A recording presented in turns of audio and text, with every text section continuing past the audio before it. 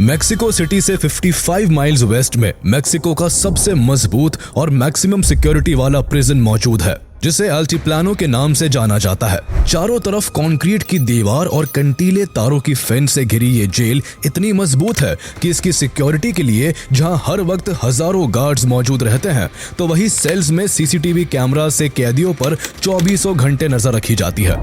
इतना ही नहीं, सिक्योरिटी में कोई कमी ना रह जाए, इसलिए इस प्रिजन के आसपास के एरिया को नो फ्लाई जोन डिक्लेयर करने के साथ साथ वहां मोबाइल नेटवर्क को भी बंद किया हुआ है। इतनी कड़ी निगरानी और सख्ती के कारण यह प्रिजन अनब्रेकेबल बना हुआ था, जहां से एक भी कैदी कभी भी नहीं भाग पाया था। इसी रिकॉर्ड और इसकी अल्टीमेट सिक्योरिटी की वजह से साल 2014 में इस जेल में एक कैदी को लाया जाता है। यह कैदी देखने में यूं तो एक मामूली सा इंसान दिखता था, लेकिन उसका नाम उसकी असली सच्चाई को बयान करता था। एल चैपो नाम से मशहूर ये इंसान दुनिया का सबसे बड़ा ड्रग स्मगलर और दुनिया के सबसे अमीर इंसानों में से एक था। वो इससे पहले भी 2001 में पुएंटे ग्रांडे नाम के एक हाई सिक्योरिटी प्रिजन से भाग चुका था, जिसके बाद वो 13 सालों तक पुलिस के हाथ नहीं लग सका था। ड्रग्स की दुनिया का ये गॉडफादर कहीं इस जेल से भी सबको चकमा देकर फरार ना हो जाए, इसलिए उसे मेक्सिको की इस इम्पॉसिबल टू ब्रेक प्रिजन अल्टीप्लानो में और भी एक्स्ट्रा सिक्योरिटी के साथ रखा गया। मेक्सिको की सरकार अब ये सोचकर निश्चिंत थी कि उसके देश का सबसे बड़ा मुजरिम देश की सबसे मजबूत सलाखों के पीछे 24 घंटे सीसीटीवी की नजरों में है। लेकिन केवल 1 साल बाद ही सरकार का ये भ्रम और अल्टीप्लानो की अल्ट्रा मैक्स सिक्योरिटी सब धरा का धरा रह गया। मेक्सिको की सबसे मजबूत जेल तोड़ी जा चुकी थी। वहां से किसी के ना भागने का रिकॉर्ड खाक में मिल चुका था। कैमरों के जरिए निगरानी रखने वाले गार्ड्स की नजरों के आगे से एल चैपो टहलते टहलते अचानक अपनी सेल से गायब हो गया था। दुनिया का सबसे बड़ा ड्रग माफिया एक बार फिर जेल तोड़कर फरार हो चुका था। लेकिन सोचने वाली बात है कि एल चैपो आखिर इतनी पुख्ता सिक्योरिटी के बीच इस इनएस्केपेबल प्रिजन से कैसे भाग निकला। आखिर क्यों मेक्सिको से ज्यादा अमेरिका उसे पकड़ने के लिए बेताब था। आखिर क्या है इस एल चैपो की पूरी कहानी। The man with the towel over his head is believed to be El Chapo, being led by Mexican authorities to an airplane bound for Mexico City. L Chapo का जन्म 1957 में मेक्सिको के Sinaloa state के ला tuna नाम के एक ग्रामीण इलाके में हुआ था। उसका परिवार बेहद गरीब था, जहां थोड़ी बहुत इनकम का जरिया फार्मिंग ही था। हालांकि यह भी माना जाता है कि उसके पिता अफीम की खेती भी किया करते थे। खेती से होने वाली ज्यादातर कमाई को उसके पिता नशे और अय्याशी में उड़ा देते और घर आकर सभी के साथ मारपीट किया करते। इन्हीं बुरी आदतों की वजह से उसके पिता घर चला पाने में सक्षम नहीं थे। 7 भाई बहनों में एल चैपो सबसे बड़ा था, इसलिए उसने 3वीं क्लास के बाद ही स्कूल की पढ़ाई छोड़कर छोटी उम्र से ही घर की जिम्मेदारियां उठाना शुरू कर दिया। उसने घर चलाने के लिए कभी संतरे बेचे तो कभी कोई और छोटा मोटा काम किया। बचपन से ही उसके अंदर एक बात घर कर गई थी कि उसे बहुत सारा पैसा कमाना है, चाहे उसके लिए उसे किसी भी रास्ते पर जाना पड़े। इसी अमीर बनने की ख्वाहिश ने उसको जल्द ही क्राइम की दुनिया में धकेल दिया। केवल 15 साल की उम्र में ही उसने अपने चचेरे भाइयों के साथ मिलकर मैरिजुआना की खेती करनी शुरू कर दी। इस काम से होने वाली कमाई ने उसके अमीर बनने के सपने को पंख दे दिए। उसने फैसला किया कि अगर अमीर इस टेढ़े रास्ते पर चलकर बना जा सकता है तो यही सही। लेकिन एक ग्रामीण इलाके में रहकर आखिर कितना आगे बढ़ा जा सकता था। इसलिए क्राइम की दुनिया में अपना नाम और पैसा बनाने के लिए उसने अपना घर और गांव पीछे छोड़ने का फैसला किया। घर और गांव छोड़ते हुए उसने अपने माँ बाप का दिया हुआ नाम वाकिन आर्चिवाल्डो गुज़मैन लोएरा भी पीछे छोड़ दिया और अपना नाम एल चैपो रख लिया। वो एक छोटे कद का इंसान था, इसलिए लोकल लैंग्वेज में शुरू से ही उसे सब एल चैपो बुलाते थे। लेकिन किसे पता था कि ये नाम आगे चलकर इतिहास के पन्नों में गुनाह की दुनिया का सबसे बड़ा नाम बन जाएगा। एल चैपो ने अपना होम टाउन छोड़ने के बाद अपने करियर की शुरुआत एक कॉन्ट्रैक्ट किलर के तौर पर की। वो चंद पैसों के लिए किसी को भी शूट कर देता। उसके क्रूर स्वभाव को देखते हुए लेट 1970s में drug mafia Hector El Guero Palma ने उसे ग्वादालाहारा कार्टेल से जोड़ लिया, जो उस समय मेक्सिको का लीडिंग क्राइम ग्रुप था। यहाँ एल चैपो को सिनालोआ रीजन और यूएस मेक्सिको बॉर्डर की तरफ ड्रग डिलीवरीज पर कड़ी निगरानी रखने का काम दिया गया। वो अपने काम के प्रति इतना कठोर था कि शिपमेंट में जरा सी भी देरी होने पर वो ग्रुप के खास एम्प्लॉइज तक को गोली मार देता। एम्बिशियस और रूथलेस एल चैपो ने इस ग्रुप में बहुत तेजी से अपना रुतबा कायम कर लिया। उसके चलते ड्रग्स की डिलीवरीज तेज होने लगी, ग्रुप का बिजनेस और भी तेजी से ग्रो करने लगा। उसकी काबिलियत से खुश होकर 1980s में उसे ग्वादालाहारा कार्टेल के गॉडफादर मिगेल एंजल फेलिक्स गलार्डो से मिलवाया गया। गलार्डो ने उसे डायरेक्टली अपने साथ काम पर रखते हुए सभी लॉजिस्टिक्स को हैंडल करने का इंचार्ज बना दिया। इस तरह एल चैपो ड्रग ट्रैफिकिंग से जुड़ी हर छोटी से छोटी जानकारी हासिल करने लगा।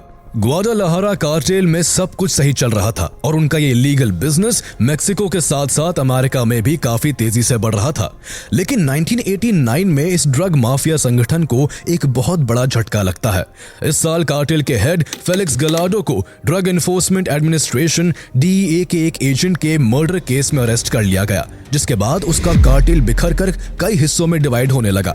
इसी मौके का फायदा उठाते हुए एल चैपो ने नॉर्थ वेस्ट मेक्सिको में कई और तस्करों के साथ मिलकर अपना खुद का सिनालोआ कार्टेल बना लिया। वो तब तक ड्रग ट्रैफिकिंग से जुड़ी बारीकियों को जान चुका था, इसलिए उसे अपना कारोबार जमाने में ज्यादा परेशानी नहीं आई। आने वाले सालों में जहां बाकी के कार्टेल गवर्नमेंट की बढ़ती पाबंदियों के चलते ड्रग्स की सप्लाई करने में परेशानियों से जूझ रहे थे, तो वही एल चैपो ड्रग्स डिलीवरी के नए तरीके का इजाद कर रहा था। वो ड्रग्स को कभी फायर एक्सटिंग्विशर में डालकर तो कभी उन्हें मिर्ची पाउडर की कैंस में भरकर स्मगल करता। इस तरह वो हर समय अथॉरिटीज की नजरों से बच निकलता। इसके अलावा उसने ट्रांसपोर्टेशन का एक अनोखा जरिया इजाद किया। उसने मेक्सिको और US बॉर्डर के आसपास बहुत सारी एडवांस अंडरग्राउंड टनल्स बनवाए जो कई किलोमीटर तक फैली हुई थी। उन टनल्स में वेंटिलेशन, इलेक्ट्रिसिटी और सप्लाई के लिए व्हीकल्स का भरपूर इंतजाम था। लगभग सभी माफिया ड्रग स्मगल करने के लिए या तो रोड का इस्तेमाल करते या प्लेन्स का, या फिर समुद्र के रास्ते बोट्स का। पर क्योंकि इन रूट्स पर मेक्सिको और US अथॉरिटीज की सख्त निगरानी रहती थी, इसलिए ज्यादातर कार्टेल पकड़े जाते। लेकिन एल चैपो ज्यादातर सप्लाई टनल्स के थ्रू करता, जिस कारण वो सभी की नजरों से दूर था। इस तरह दिन पर दिन उसका धंधा बड़ा होने लगा और वो अपने नेटवर्क के जरिए मल्टी टन कोकेन को कोलंबिया और मेक्सिको से यूनाइटेड स्टेट्स में भेजने लगा। उसका कार्टेल कोकेन के अलावा मेथाम्फेटामाइन, हेरोइन, एक्सटेसी और मैरिजुआना के प्रोडक्शन और डिस्ट्रीब्यूशन में भी शामिल था। कुछ ही वक्त में सिनालोआ कार्टेल का नेटवर्क 5 कॉन्टिनेंट्स और करीब 50 कंट्रीज में फैल गया और ये दुनिया का सबसे पावरफुल ड्रग ट्रैफिकिंग ऑर्गेनाइजेशन बन गया। एल चैपो की किस्मत के सितारे बुलंदी पर थे। उसका कारोबार आसमान छू रहा था। जैसे जैसे उसकी वेल्थ और उसका कार्टेल आगे बढ़ रहा था, वैसे वैसे वो गवर्नमेंट की नजरों में भी आने लगा था। उसकी ज्यादातर कमाई अमेरिका में ड्रग्स की स्मगलिंग करके होती थी, इसलिए वो मैक्सिकन गवर्नमेंट के साथ साथ US गवर्नमेंट की क्रिमिनल लिस्ट में भी सबसे ऊपर आ चुका था। एक बड़ा नाम बनने से वो गवर्नमेंट्स के अलावा मेक्सिको के अन्य ड्रग माफिया गुटों के निशानों पर भी था। उसके राइवल्स उसको हटाकर अपना धंधा जमाना चाहते थे। इसी जद्दोजहद में मई 1993 में एल चैपो को मारने के लिए उसके राइवल टिजुआना कार्टेल ने उस पर अटैक कर दिया, जो इससे पहले उसके कई मेंबर्स को मार चुका था। इस आपसी झड़प को ग्वादालाहारा के एयरपोर्ट पर अंजाम दिया गया, जहां एल चैपो को निशाना बनाते हुए कई फायर किए गए। इस फायरिंग में वो तो किसी तरह बच निकला, लेकिन इस दौरान 6 लोगों समेत एक पादरी हुआन जीसस पोसाडेस ओकाम्पा की मौके पर ही मौत हो गई। एक हाई प्रोफाइल रिलीजियस फिगर की डेथ से पब्लिक समेत सरकार भी काफी गुस्से में थी, जिसके चलते इस मामले में तेजी से एक्शन लिया गया।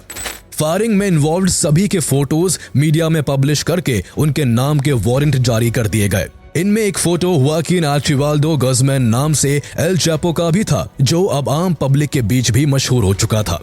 वो पुलिस से बचने की कोशिश में जगह बदल कर रहने लगा। वो सबसे पहले टोनाला जॉलिस को भागा, लेकिन कुछ दिन बाद ही वो वहां से निकलकर मेक्सिको सिटी के एक होटल में छिपकर रहने लगा। उसने वहां से अपने एक एसोसिएट के हाथों $200 मिलियन अपने परिवार को भिजवाए और करीब इतना ही अमाउंट अपने एम्प्लॉयज को प्रोवाइड कराया, ताकि उसकी एब्सेंस में सिनालोआ कार्टेल बराबर चलता रहे। इसके बाद वो अपना फेक पासपोर्ट बनवाकर ग्वाटेमाला में शिफ्ट हो गया, जहां छिपे रहने के लिए उसने ग्वाटेमाला के एक मिलिट्री ऑफिसर को करीब $1.2 मिलियन की रिश्वत दी। लेकिन उसके सारे इंतजाम रखे रह गए और इसी मिलिट्री ऑफिसर की लीड पर 9 जून 1993 को ग्वाटेमालन आर्मी ने उसको गिरफ्तार कर लिया। उसे वहां से मेक्सिको लाकर ड्रग ट्रैफिकिंग, ब्राइबरी और कॉन्स्पिरेसी के जुल्म में पुएंटे ग्रांडे नाम के एक हाई सिक्योरिटी प्रिजन में 20 साल की सजा के लिए भेज दिया गया। इस तरह एल चैपो जेल की सलाखों के पीछे जरूर आ गया था, लेकिन उसकी जिंदगी और दिनचर्या में रत्ती भर का भी फर्क नहीं आया था। जहां उसके लिए जेल के अंदर बढ़िया खाने पीने, खेलने, पार्टी करने, टीवी देखने और यहां तक कि उसकी गर्लफ्रेंड्स और वाइफ्स के आने तक का पूरा इंतजाम था, तो वहीं बाहर उसका ड्रग्स का कारोबार बिना किसी रुकावट के बराबर चल रहा था। उसने पैसे के दम पर दर्जनों गार्ड्स और जेल ऑफिशियल्स को खरीद लिया था। मोटी रिश्वत देकर उसने अपनी लग्जरी लाइफस्टाइल और बिजनेस मीटिंग्स का पूरा बंदोबस्त करके अपने ग्रोइंग ड्रग एम्पायर को ऑपरेट करना जारी रखा। उसके लिए सोने पर सुहागा तब हुआ जब उस जेल का deputy director of security Damaso Lopez Nunez नाम का एक करप्ट ऑफिसर बना। एल चैपो उसकी हर एक डिमांड पूरी करता और उसे सूटकेस भर भर के पैसे देता। कैश हो, गाड़ी हो, बंगला हो या फिर कोई और सुविधा, एल चैपो उसे सब कुछ मुहैया करवाता। इस तरह एल चैपो और डमासो की काफी गहरी दोस्ती हो गई, जिसके चलते एल चैपो कैद में रहकर भी आजाद और आराम की जिंदगी जी रहा था। उसकी जेल के अंदर की जिंदगी साल 2000 तक यूं ही मजे में चलती रही, लेकिन इसके बाद उसकी सुविधाओं और कंफर्ट पर खतरा मंडराने लगा। जेल में बढ़ते करप्शन के कारण सरकार ने गार्ड्स और ऑफिशियल्स पर शिकंजा कसना शुरू कर दिया, जिसके चलते साल 2000 के अंत में एल चैपो के दोस्त डमासो को डेप्यूटी डायरेक्टर ऑफ सिक्योरिटी के पद से इस्तीफा देना पड़ गया। वो इस झटके से संभला भी नहीं था कि कुछ दिन बाद 18 जनवरी 2001 को मेक्सिको के सुप्रीम कोर्ट ने एक ऑर्डर जारी किया, जिसने उसकी रातों की नींद उड़ाकर रख दी। सुप्रीम कोर्ट के ऑर्डर के अनुसार अब मेक्सिको अमेरिका को एल चैपो जैसे प्रिजनर्स को सौंप सकता था, जिनकी अमेरिका कई सालों से मांग कर रहा था। दरअसल मेक्सिको दशकों से ड्रग्स के धंधे का अड्डा बना रहा है। अमेरिका के मेक्सिको से बॉर्डर्स मिलने के कारण स्मगलर्स द्वारा वहां धड़ल्ले से ड्रग्स की सप्लाई होती रही है। अमेरिका के अंदर लगभग 90% ड्रग केवल मेक्सिको से ही स्मगल होता है, जिसे रोकने के लिए अमेरिकी सरकार हर साल $बिलियन खर्च करती है। जब से एल चैपो ने इस कारोबार में कदम रखा था, तब से वो इस पूरे कारोबार का मैक्सिमम शेयर हासिल कर चुका था। उसके राज में ये कहावत आम हो गई थी कि मेक्सिको के बाहर कोई भी ड्रग्स एल चैपो के इशारे के बिना नहीं जा सकता। उसकी यही पॉपुलैरिटी उसकी दुश्मन बन गई थी। अमेरिका उसे अपने यहाँ ड्रग्स स्मगल कर अमेरिकन यूथ को बिगाड़ने के लिए पनिश करना चाहता था। सुप्रीम कोर्ट के प्रिजनर्स एक्सचेंज वाले ऑर्डर के बाद एल चैपो जेल से भागने को बेचैन रहने लगा। वो अमेरिका के हाथों नहीं आना चाहता था, इसलिए उसने भागने के लिए जेल के गार्ड्स, ऑफिशियल्स और जेल के वार्डन समेत 70 से ज्यादा लोगों को $2.5 मिलियन देकर अपनी साइड कर लिया। इस पूरे काम में उसे एक दिन का भी समय नहीं लगा और 19 जनवरी 2001 यानी कोर्ट ऑर्डर के अगले दिन ही उसने भागने का फैसला कर लिया। उस दिन उसकी इलेक्ट्रॉनिकली सिक्योर्ड सेल को खुला छोड़कर अंदर के सभी सीसीटीवी कैमरास को ऑफ कर दिया गया। इसके बाद एल चैपो बिना किसी मशक्कत के अपनी सेल से बाहर निकला और धुलने के लिए जाने वाले कपड़ों की एक लॉन्ड्री कार्ट में छिपकर बैठ गया। वहां से एक गार्ड लॉन्ड्री कार्ट को प्रिजन के फ्रंट गेट तक लाया, जहां से एल चैपो को एक गाड़ी में बिठाकर रवाना कर दिया गया। हालांकि एक थ्योरी के हिसाब से वो पुलिस की ड्रेस पहनकर सिंपली वॉक करके जेल से बाहर आया था। इस पूरे एस्केप में उसकी सबसे ज्यादा मदद उसके दोस्त और जेल के एक्स डेप्यूटी डमासो लोपेज न्यूनेज ने की थी, जो आगे चलकर उसके ड्रग के कारोबार का एक अहम चेहरा बनने वाला था। एल चैपो जैसे क्रिमिनल का जेल से इतनी आसानी से भाग जाना मैक्सिकन गवर्नमेंट के लिए बेहद शर्मिंदगी भरा था। गवर्नमेंट ने कार्रवाई करते हुए इस एस्केप में इन्वॉल्व सभी गार्ड्स और यहां तक कि वार्डन को अरेस्ट कर जेल में डाला। वही जेल से भागने के बाद एल चैपो अपने अड्डे पर आजाद जिंदगी जीने लगा। वो पुलिस और सरकार के डर से छिपकर बैठा नहीं रहा, बल्कि उसने सिनालोआ कार्टेल को और भी एक्सपैंड करना शुरू कर दिया। उसने देश विदेश के अन्य माफियाओं के साथ मीटिंग्स कर उन्हें अपने साथ मिला लिया और उसका कारोबार अब और भी स्पीड से ग्रो करने लगा। वो ड्रग ट्रैफिकिंग में इतना बड़ा मास्टर बन चुका था कि एक तरफ वो इस कारोबार में अपने राइवल से 4 कदम आगे था, तो वहीं दूसरी ओर गवर्नमेंट अथॉरिटीज की पकड़ से भी कोसों दूर था। इसके अलावा उसकी लग्जरी लाइफ भी चर्चा का विषय बनी हुई थी। उसने एक के बाद एक 4 शादियां की, जिनसे उसे करीब 15 बच्चे हुए। 4 बीवियों के अलावा उसके मल्टीपल अफेयर्स भी थे। साथ ही वो और भी कई अय्याश कामों में लिप्त था। इसके अलावा उसने लोकल पब्लिक में अपनी अच्छी छवि बनाने के लिए कुछ बिल्डिंग्स वगैरह बनवाकर सोशल वेलफेयर के भी काम किए, जिससे बहुत से लोगों के बीच उसकी पर्सनालिटी रॉबिन हुड की बन गई। वो दिखाने के लिए चाहे जो भी करता, लेकिन उसका काम और पैसा लाखों लोगों की बर्बादी और हजारों लोगों के खून से सना हुआ था। उसके कार्टेल ने 10 सालों के अंदर ही करीब 10,000 लोगों को मौत के घाट उतार दिया था। उसके कार्टेल की इस क्रूरता का अंजाम ये हुआ कि उसके राइवल्स उसके रास्ते से घटने लगे और मैक्सिकन अथॉरिटीज के हौसले भी पस्त होने लगे। 2006 में जब मैक्सिकन आर्मी ने ड्रग कार्टेल्स के खिलाफ एग्रेसिव एक्शन लेते हुए छापेमारी की तो बहुत से स्मगलर्स और उनके ग्रुप्स पकड़े गए, लेकिन एल चैपो को आर्मी पकड़ना तो दूर उसको छू तक नहीं पाई। एल चैपो के खुले घूमने से नतीजा ये हुआ कि उसका सिनालोआ कार्टेल पूरे मैक्सिको की ड्रग ट्रेड का 40 से 60% हिस्सा कंट्रोल कर हर साल $3 बिलियन का रेवेन्यू जनरेट करने लगा। L Chapo leading drug trafficker बन चुका था और 2009 में फोर्ब्स मैगजीन के हिसाब से वो दुनिया के सबसे अमीर इंसानों की लिस्ट में 701 नंबर पर था। उसकी नेटवर्थ उस समय $1 बिलियन से भी ज्यादा एस्टिमेट की गई थी। उसकी इस कमाई का सबसे बड़ा हिस्सा अमेरिका में ड्रग स्मगल करके होता था, इसलिए अमेरिका उसके पीछे हाथ धोकर पड़ा हुआ था। अपने देश के अंदर इस बढ़ती ड्रग ट्रैफिकिंग को रोकने के लिए अमेरिका एल चैपो को पकड़वाकर अमेरिकन प्रिजन में कैद करके रखना चाहता था। इसी कोशिश में अमेरिका ने उसे पब्लिक एनिमी नंबर 1 डिक्लेयर करते हुए उसे पकड़ने से जुड़ी कोई भी इंपॉर्टेंट लीड देने के लिए $5 मिलियन का रिवॉर्ड डिक्लेयर कर दिया। साथ ही अमेरिकन एजेंसीज ने मैक्सिकन गवर्नमेंट को फंडिंग और हर संभव मदद भी दी ताकि एल चैपो को पकड़ा जा सके। लेकिन इतनी सब तैयारियों के बीच भी एल चैपो जेल से भागने के बाद 13 साल तक फरार रहा। मिलिट्री उसे जब पकड़ने आती उसे पहले ही खबर लग जाती और वो भाग निकलता। लेकिन इस भागदौड़ में मिलिट्री ने उसके कई मेंबर्स और बॉडीगार्ड्स को अरेस्ट कर लिया था। उन्हीं में से एक बॉडीगार्ड ने मिलिट्री को एक बड़ी लीड देते हुए खुलासा किया कि एल चैपो जल्द ही अपनी एक एक्स वाइफ से मिलने अपने एक सेफ हाउस जाएगा। इस दौरान यूएस की मदद से मैक्सिकन अथॉरिटीज ने एल चैपो के खास एसोसिएट्स का फोन भी ट्रैक कर लिया था, जिससे उसकी हर एक मूवमेंट को मॉनिटर किया जा रहा था। 16 फरवरी 2014 को एल चैपो अपनी एक्स वाइफ से मिलने एक सेफ हाउस गया। वहां उसने किसी को कॉल करने के लिए जैसे ही अपने एक एसोसिएट का फोन ऑन किया, अथॉरिटीज को तुरंत उसके वहां होने की खबर लग गई।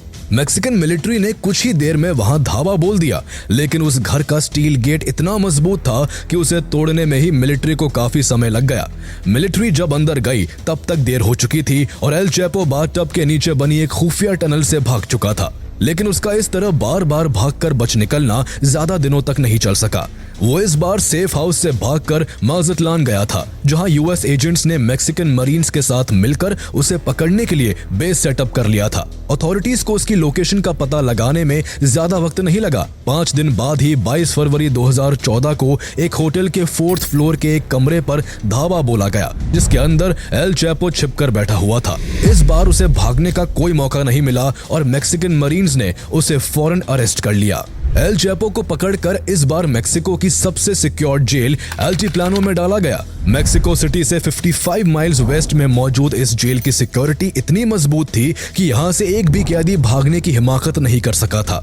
जेल चारों तरफ से कंक्रीट की दीवार और कंटीले तारों की फेंस से घिरी हुई थी और अंदर जगह जगह टावर्स मौजूद थे जिन पर 24 घंटे गार्ड्स तैनात रहते। जेल के एरिया को नो फ्लाई जोन डिक्लेयर किया हुआ था और कई किलोमीटर्स तक मोबाइल नेटवर्क की कनेक्टिविटी बंद कर रखी थी।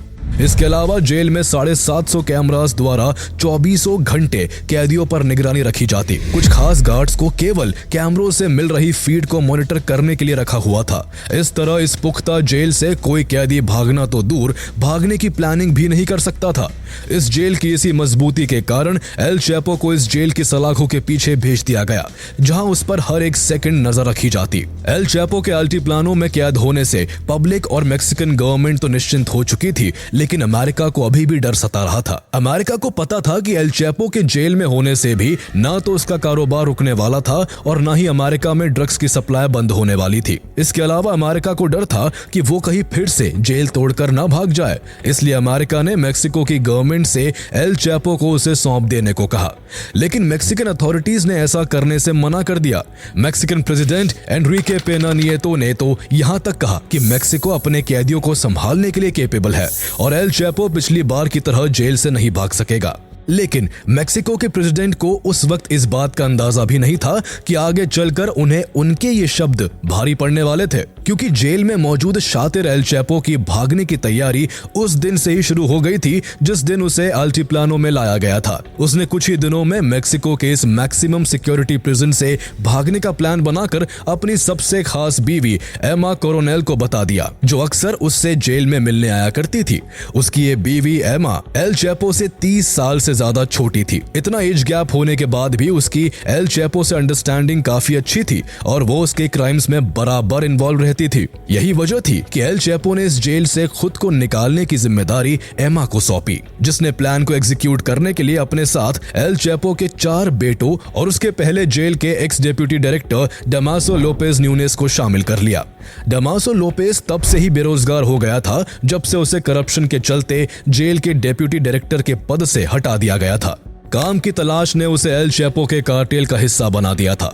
एल चैपो को जेल से भगाने के लिए जमीन में नीचे एक बड़ी टनल खोदने का प्लान बना, जिसे सीधा उसकी सेल के शावर एरिया से कनेक्ट करना था। दरअसल कैदियों की सेल में केवल एक छोटा सा शावर एरिया ही ऐसा था जिसे प्राइवेसी के कारण सीसीटीवी की रेंज से दूर रखा गया था। ये एक ब्लाइंड स्पॉट था जहां के विजुअल कैमरा कैप्चर नहीं कर सकता था, इसलिए टनल को शावर एरिया से जोड़ने का प्लान था। टनल एग्जैक्ट उसी सेल के अंदर खुले, इसके लिए एमा ने उसे विजिटिंग आवर्स में मिलकर एक वॉच गिफ्ट की जिसके अंदर जीपीएस ट्रैकर लगा हुआ था। प्रिजन अथॉरिटीज ने उसे नॉर्मल वॉच समझकर नजरअंदाज कर दिया था, जो आगे चलकर उनकी सबसे बड़ी भूल साबित होने वाली थी। जहां अब एक तरफ एल चैपो जेल के अंदर से भागने की राह देख रहा था, तो वहीं दूसरी ओर जेल के बाहर एस्केप प्लान को अंजाम देने के लिए उसके ग्रुप ने काम शुरू कर दिया। जेल के 1.5 किलोमीटर के दायरे में एक जमीन खरीदी गई जहां एक ऐसा एटमॉस्फेयर क्रिएट किया गया कि दूर से देखने पर वो जगह एक कंस्ट्रक्शन साइट लगे।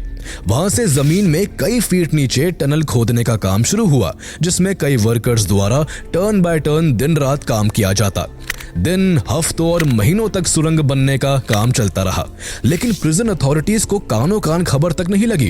करीब 1 साल में एल चैपो की गैंग ने करीब 350 ट्रक मिट्टी खाली कर 1.5 किलोमीटर लंबी और करीब 1.7 मीटर ऊंची टनल बनाकर तैयार कर दी, जिसमें लैंप्स और वेंटिलेशन पाइप्स लगाकर हवा और बिजली का भी पूरा बंदोबस्त था। उसके अलावा वहां एक मोटरसाइकिल का भी इंतजाम किया गया ताकि एल चैपो के लिए टनल को पार करना आसान हो सके। अब उसे अल्टीप्लानो जेल में आए हुए करीब 1.5 साल हो चुका था। गवर्नमेंट यही मानकर बैठी थी कि वो यूं ही हमेशा मेक्सिको की सबसे मजबूत सलाखों के पीछे कैद रहेगा। लेकिन 11 जुलाई 2015 का दिन इस जेल की सिक्योरिटी और मेक्सिकन गवर्नमेंट की इज्जत को मिट्टी में मिलाने वाला था। इस दिन एल चैपो सबकी आंखों में धूल झोंक कर एक बार फिर फरार होने वाला था। 11 जुलाई को जब शाम का वक्त हुआ तो एल चैपो अपनी सेल में चक्कर काटने लगा। वो बार बार शावर एरिया की तरफ जाता और फिर वापस आकर टहलने लगता।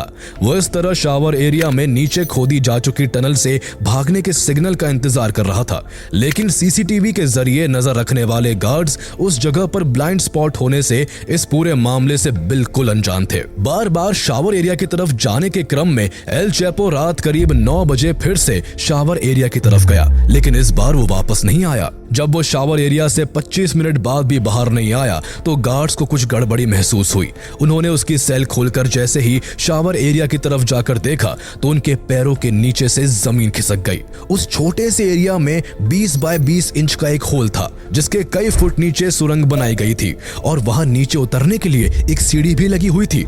सीढ़ी से नीचे उतरकर गार्ड्स टनल में आगे बढ़ते रहे, जो करीब 1.5 किलोमीटर दूर उसी कंस्ट्रक्शन साइट पर जाकर खत्म हुई जिसे एल चैपो की गैंग ने खरीदा था। अल्टीप्लानो की चारों ओर लगी फेंस, वहां तैनात हजारों गार्ड्स और 24 घंटे निगरानी रखने वाले सैकड़ों कैमरास की सिक्योरिटी, सब कुछ रखा का रखा रह गया। एल चैपो फिर से सभी को चकमा देकर फरार हो चुका था। उसका दोबारा जेल से भागना मैक्सिकन गवर्नमेंट और खासकर प्रेसिडेंट पेना नियतो के लिए बेहद ही शर्मिंदगी की बात थी। जहां देश विदेश में बदनामी हो रही थी, वही अमेरिका मैक्सिकन अथॉरिटीज को इसके लिए फटकार रहा था। इस घटना के बाद मैक्सिकन गवर्नमेंट ने फिर से हरकत में आकर अल्टीप्लानो के कई सस्पेक्टेड गार्ड्स पर कड़ी कार्रवाई की, क्योंकि इस एस्केप में भी कहीं ना कहीं प्रिजन अथॉरिटीज का इन्वॉल्वमेंट था। इसके बाद गवर्नमेंट ने उसको फिर से पकड़ने के लिए देश के बहुत से हिस्सों को लॉकडाउन कर जगह जगह आर्मी को तैनात कर दिया। साथ ही उससे जुड़ी इंफॉर्मेशन देने वाले के लिए 60 मिलियन मैक्सिकन पेसोस का रिवॉर्ड डिक्लेयर कर दिया गया। लेकिन इतना सब करने के बावजूद भी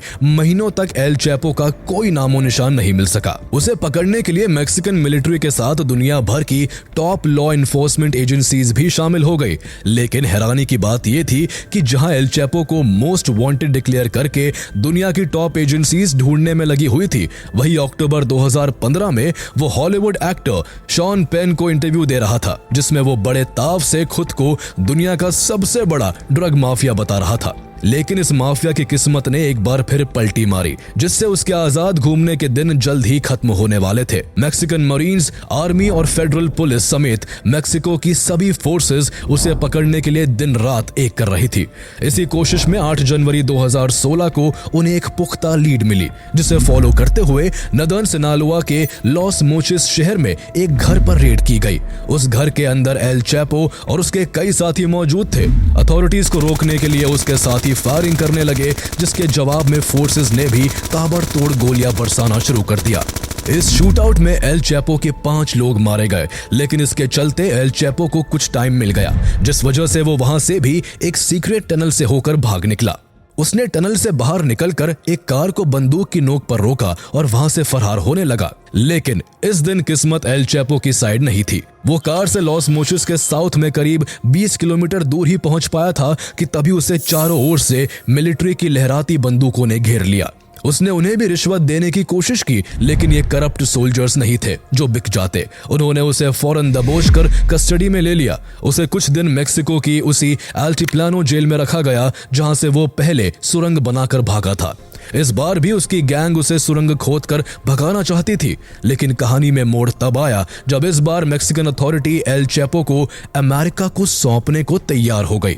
पकड़े जाने के कुछ वक्त बाद 2017 में एल चैपो को अमेरिका ले आया गया। जिस अमेरिका के हाथों पकड़े जाने से एल चैपो घबराता था, वो अब उसी के कब्जे में था।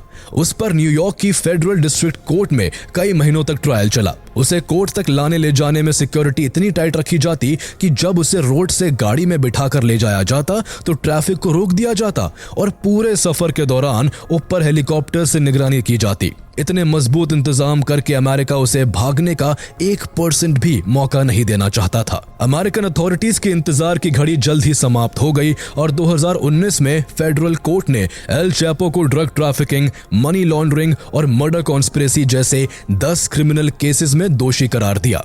कोर्ट ने उसे उम्र भर की सजा सुनाते हुए $12 बिलियन का जुर्माना भरने का आदेश दिया। तब से दुनिया का सबसे बड़ा ड्रग माफिया और tunnel king L Chapo US के सुपर मैक्स प्रिजन में जिंदगी भर की सजा काट रहा है।